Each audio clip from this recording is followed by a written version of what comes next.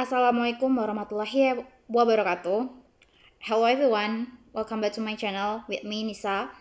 And today we are going to continue our discussion about Harvard Business School case series. And now we are on page 13. It's about Apple Store. Yeah, it's called the Apple Stores. Now I know that some of you might be thinking, didn't we just cover the Apple case last time? Yeah, but that one was the tax 12 and it's about Apple Inc. as a whole company. About Tim Cook in 2020. Big global strategy stuff, something like that. And this one is totally different. We're going back to 2001 and it's not about Apple the corporation. It's literally about their physical retail stores. And the guy behind it was Ron Johnson. Okay, so here's how I'm gonna break this video just like the last time with the Apple Inc. I will give you like the context first from a brief summary, and then let's see the connection between the strategy from Ron Johnson into our school system. And last one, I will give my personal feeling about this. And now, without further ado, let's talk about it. Okay, so first, the context. Okay, back in the early 2000s, the whole PC industry, the whole personal computer industry had basically turned into what Johnson called as commodities industry, meaning everyone just competing on price and logistics. Companies like Dell, Compaq, Gateway, IBM, HP, these companies, these brands were fighting over who could ship a computer cheaper and faster. Dell's whole slogan was literally easy to buy, easy to own. Computers were basically being sold like TV at that point. And Apple just wasn't playing that game. They play the whole different game. The whole thing was innovation, design, the way the hardware and software work together. And but here's the problem. Nobody really care or nobody really I'm not going to say that it's not they're not really care. I think it's more like they've not really got the message. And by the data, two-thirds of people buying a computer didn't even think or consider Apple. Two-thirds everyone. That's big. That's big. I mean, like the ratio is kind of big. Because most people, because most people, the reason why lots of people didn't really can consider Apple because they just wanted a box that does word processing. They weren't shopping for an experience, and you can really explain Apple's whole vibe standing in a Best Buy next to a Dell at the time. So, at the same time, Steve Jobs, the founder, is noticing something. People aren't just using computers for work anymore. They're using them for photos, music, video, basically their whole digital life. And weirdly, Mac users were already way ahead on this. Like 62% of the Mac users had a digital camera versus only 33 of PC owners. And then 20% of the Mac user had an MP3 player versus 9% for PC people. So it becomes like, hey, this isn't just a computer, it's your digital hub. It's your digital life. The center of your whole digital life. Music, photos, videos, and all that thing through stuff like iPhoto and eventually the iPod, but how do actually you get that across? How do you cannot put digital lifestyle on a billboard and have it click, right? People need to actually feel it, and that's basically why the stores exist. So let me share you the detail. Johnson pulled together this group of 18 random people, some from an aid agency, someone from a hotel chain, and then he just asked them, think about the best customer experience you have ever had. And almost nobody said a retail store. Everyone in that group said hotels or restaurants, places where, as Johnson put it, as you're not sold, you are served. That turned into this thing called the credo, CREDO. Turn that thing, credo, basically a little folded card every employee carried around in their neck with their ID badge, and on the front it just says enriching people's life with innovative, easy to use technology. And that's not a slogan they slapped on letter. That was literally the mission statement before they even designed the stores. And then the actual store's layout back this up. It splits into zone based on what you do. Like music, is it music, movies, photo, kids on what? And not by the type. And there's 60, sorry, there's 36 computers just sitting there connected to the internet, free to use, no boxes lying around anywhere. So the customers will actually feel it, will actually experience how and what is it, yeah, the digital life that the Apple people talk about. And then you've got two big signature pieces. The first one is the Genius Bar, and it's honestly designed like a hotel, like the hotel man desk, like that, the porter, um like stools, water bottles, pictures of Miles Davis and Hitchcock on the wall, and there's literally a red phone that connects straight to engineers back at the headquarters if the genius gets stuck. It just feels way more human than typical tech support. Okay, and what is it? Yeah. And the next one, the second type is the theater. A 10-foot screen, roughly one presentation an hour, and some of these were part of a series called Made on Make, where actual creative people would come in and show what they meant.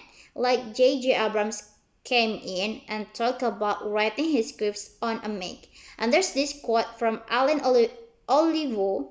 He said that he says it's way more convincing to tell someone, hey, J.J. Abrams is speaking tonight, than to just say, you should buy a Mac.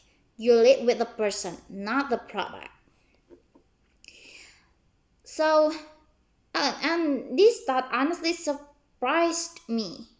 You know, retail turnover industry wide is usually 50 to 80% a year. And Apple hired 705 people for these stores and only had 37 leave. And by the data, it's insanely low for retail. The reason? A few of them were like pulling from this huge existing pool of loyal Mac fans. So for the first two stores, over 200 qualified people applied.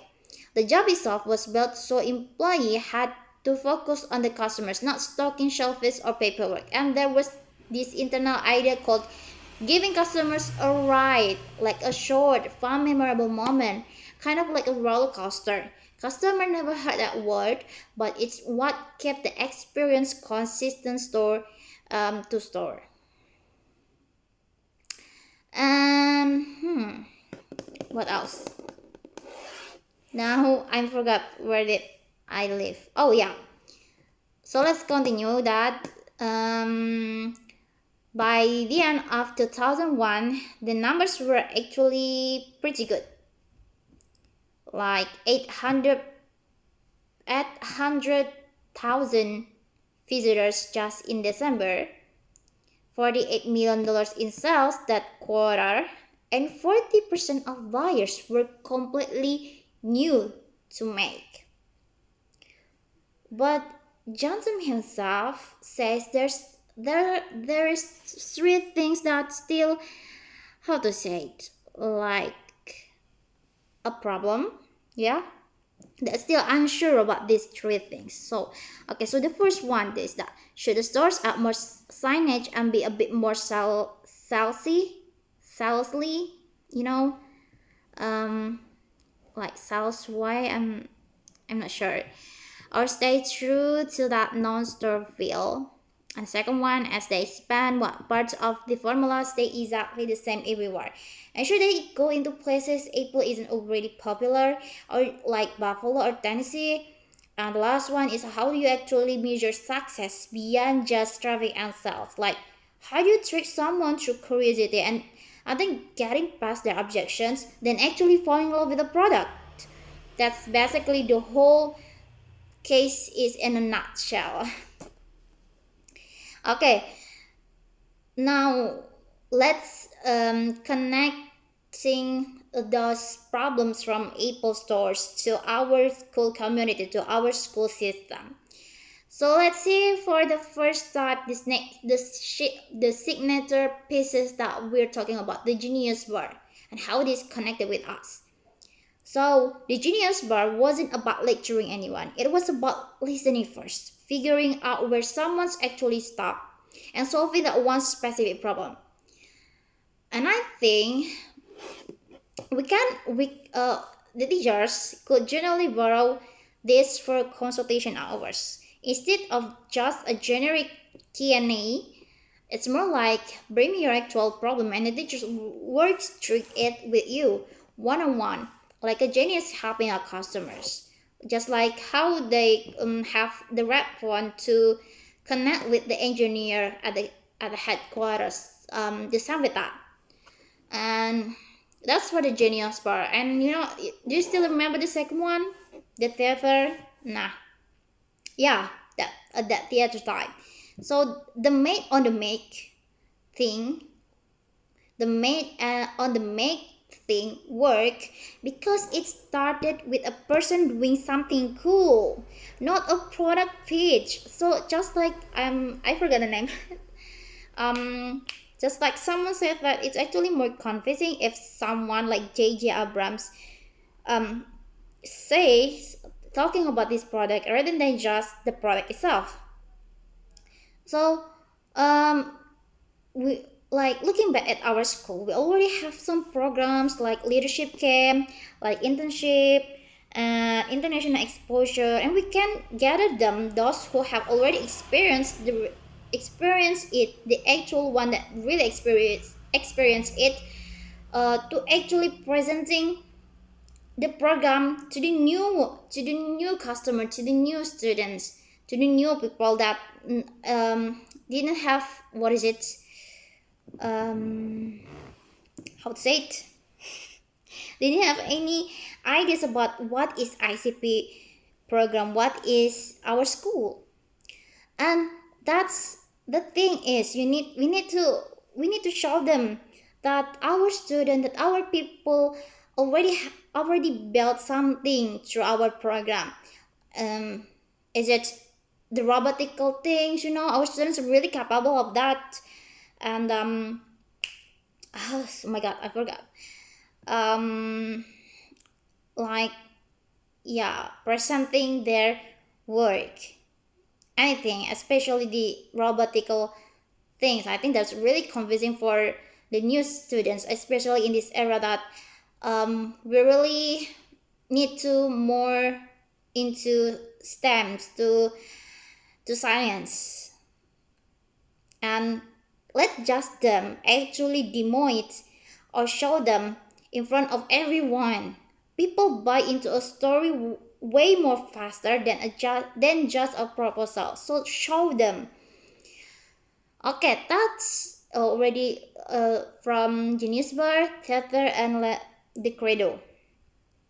Now, the Credo is our mission. Is like the thing is about the Credo.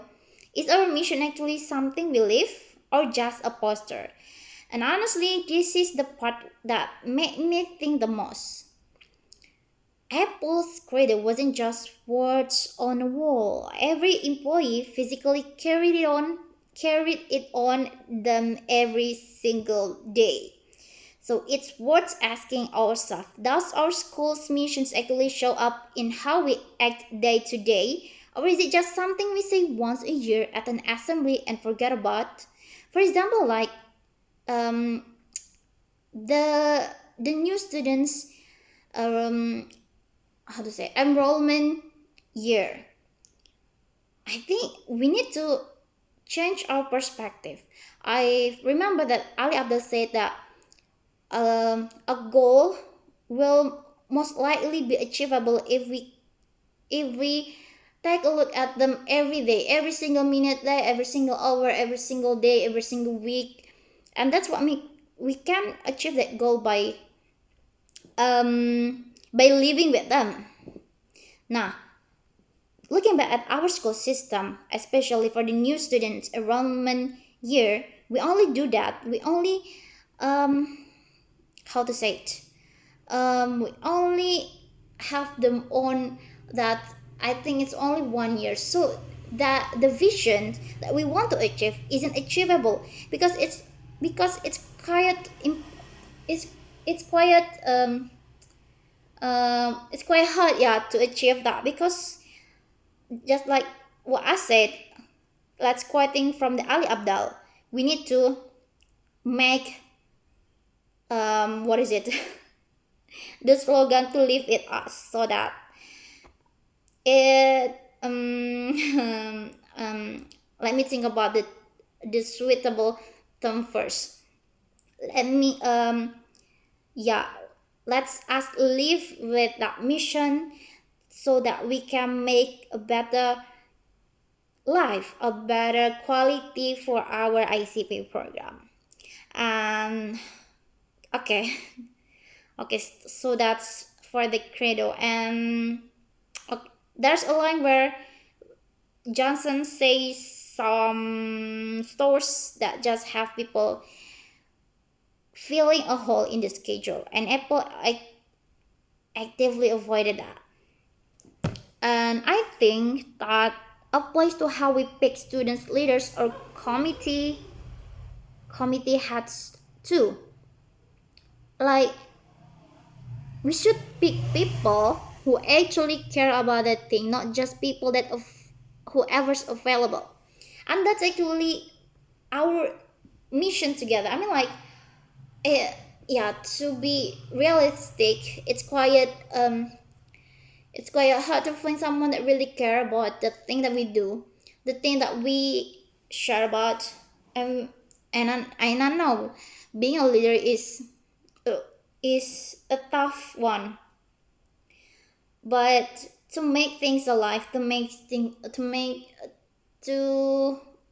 the vision and mission achievable, we need to be one. I mean, like, we need to work together so that things achievable. um yeah, but we need to be able that we need a leader that really care, and then eventually the other will follow. Yeah, that's what in my mind. Oh, sorry. So wrapping up this video, you can say that Apple didn't build these stores to sell more computers.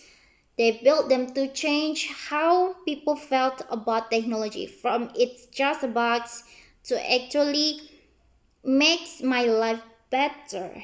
And honestly, the cleverest part wasn't the lighting or the layout, it was that they designed literally everything, down to the little card on employee wears around one single consistent idea.